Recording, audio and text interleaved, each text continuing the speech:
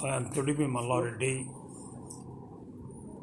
I have posted this article, The Eternal Truth Correlating Between Sanatana Dharma, described in ancient Sanskrit scripts, and the modern ancient theory of relativity and quantum mechanism in the Facebook account.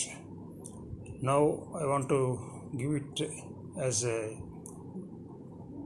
voice, video, and audio clipping, and as my eyes are strained and I cannot I could not read it, so I have taken the help of my boy, and of course he doesn't want to mention his name, so let us continue with him. The eternal truth correlating between Sanatana Dharma, described in ancient Sanskrit scripts, and the modern Einstein's theory of relativity and quantum mechanism, written by Thodime Malla Reddy. When I searched for truth inside my mind and in the heart with the insight with which all human beings are blessed, first I got distress about the past happenings, and the situations around me made my mind feel distress. Why all these things happening in this way? Once I asked my psychiatrist why I was so nice and with a blissful mind, and what happens to me to think and behave wickedly on some other occasions. My psychiatrist replied that is your personality and you will act as such. Then I asked, what does a personality mean? The doctor said every individual will have his own personality and act accordingly. I asked him, can't we change our personality? The doctor replied that it is not so easy after you attained adulthood. However, if you have an internal urge to get transformed, it is also possible. For achieving it, you might have to fix your mind about the transformation. You might also set your goals to be achieved. The important thing is you must have tremendous insight. It will make you analyze your inner soul, and you may know what is good and what is bad. Then your mind will work out the problem and make you as you have set your mind. This in practice teaches you that divine and evil and also the neutral characters are all part of your inner soul or mind. When you know that each of you are responsible for the good and bad things that are yourself towards good, and in this entire universe, which is characterized as Trinity, that is, three characteristics are present in this entire universe. However, the nature or the ancient mass, along with its spirit, is responsible for all the things that are happening. Hence, the religion or concept of God are all false ideas. Actually, there is no creator. The ancient matter along with the spirit are present in this universe since from the beginning of the time. Actually, you are part of this universe. Before Big Bang, the universe was in the form of an atom, Paramanu. The entire universe was comprised in it. The Paramanu, which is ever present, has never stopped traveling along with the time, which we can say as infinite. It has no beginning and there will be no end, and both time and the spirit along with its mass jointly acting for one, Srushti, Sanskrit evolution, to Sthiti, the process of development, and the last, Laya, the destruction of or dissolving itself. This process of creation is called universe. The entire universe is connected with its gravitational force like a web. For example, if we want to send any messages, either audio or video, we need a media. By using this gravitational force as a media, we can send messages to any corner of the universe at the same instance by simulating the radio magnetic waves through the web. I think this may be possible.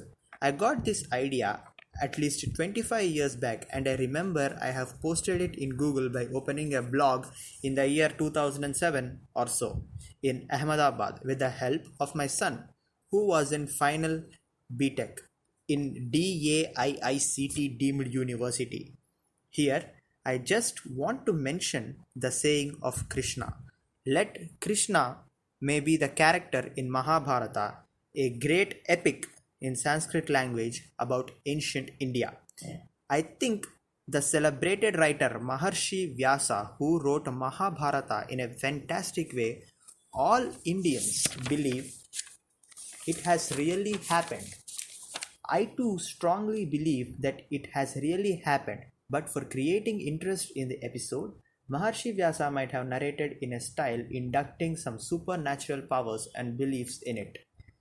Maybe to attract the lay public who were in ignorance and with superstitious beliefs. However, I never believe anything would be supernatural. For any theory, or even while attributing God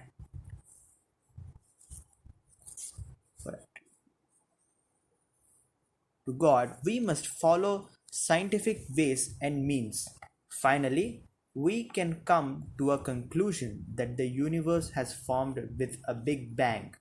Immediately, it had produced a great energy. In turn, went into a chain reaction which has not stopped till today. When once it stops expanding itself, then after some unimaginable time, it may be stable and continue in contracting, maybe in the shape of a black hole. When the whole universe comprises to its original form, that may be the end of the present universe and may remain a paramanu, which means the ancient matter along spirit. However, I propose a theory: the universe may again start when the favorable conditions for another creation. I just want to quote few words said by sage Vyasa in his Bhagavad Gita, which were said by the character Krishna in the middle of the battle of Mahabharata. I will be moving at an instance to anywhere in this endless space for millions and millions of years. I will stay in the same course. However, when I get monotony, I create myself, and I myself don't know since how long I am working in this way. Hey Partha, this is all a game to me. Hence, don't worry about the result. Leave it to me. You have right only to do your job and not on the result. You are not killing anybody. They were all killed by me already. You are only an instrument in my game. Of course, all these things you need not believe, but the inner meaning is man has no right over the results. He has a right to do his work, which may mean karma in Sanskrit. The recent Einstein's theory of quantum mechanics and relativity has the same effect, and proving that good and bad are in the same character, and the divine force and the evil force, including the neutral forces, are within you. So, the universe as a whole is an embodiment of these three forces: positive force, which is represented by protons; the neutral force through neutrons, it will always be associated with protons; the negative force is represented by electrons, which revolve around the nucleus with great velocity. Einstein's quantum theory is really a great breakthrough in understanding this universe.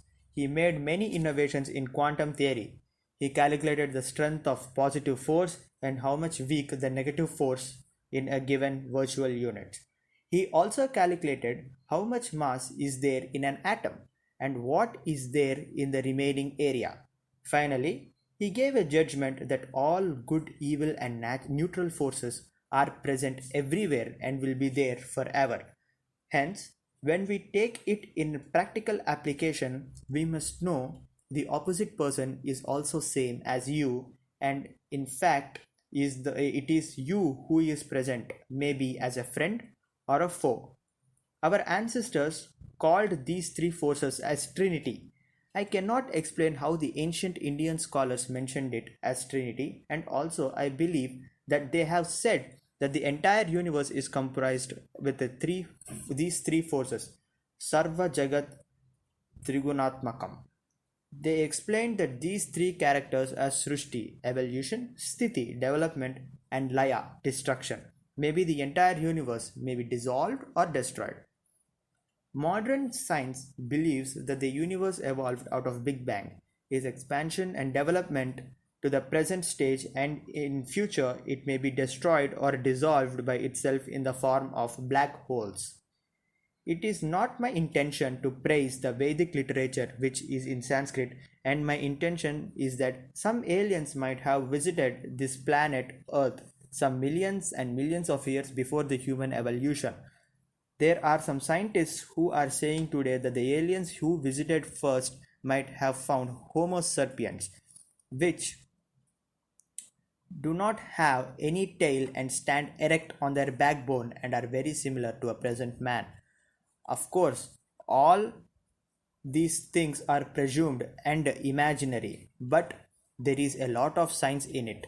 If we go back to at least 200,000 years back, some aliens might have visited this planet and might have picked up a female Homo sapien and inducted their DNA into it, through which the present mankind might have evolved. It is evident that in Africa, where the first evidence of human evolution had started, recently, in scientific excavations, it is found that a skeleton which is as ancient as 200,000 years back has been found, and it is entirely different from the Homo sapiens, and it was found that it is unique and similar to the modern human being. Hence, we can come to a conclusion that the human evolution took place somewhere in the period 200,000 years back, and it took as long as 100,000 years for this species to become an intelligent being of independent thinking. Around 80,000 to 60,000 years back, the total evolution took place. This is the estimation of our archaeologists, and there is no difference of opinion on this. Finally, I concluded that this universe is as ancient as the time, which has no beginning or ending. It is eternal. Finally, I concluded that this universe is as ancient as time.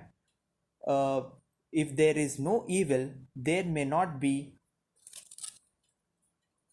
any need with divine or positive force. So, as where there is no positive or divine force, there may not be any need for the evil to exist.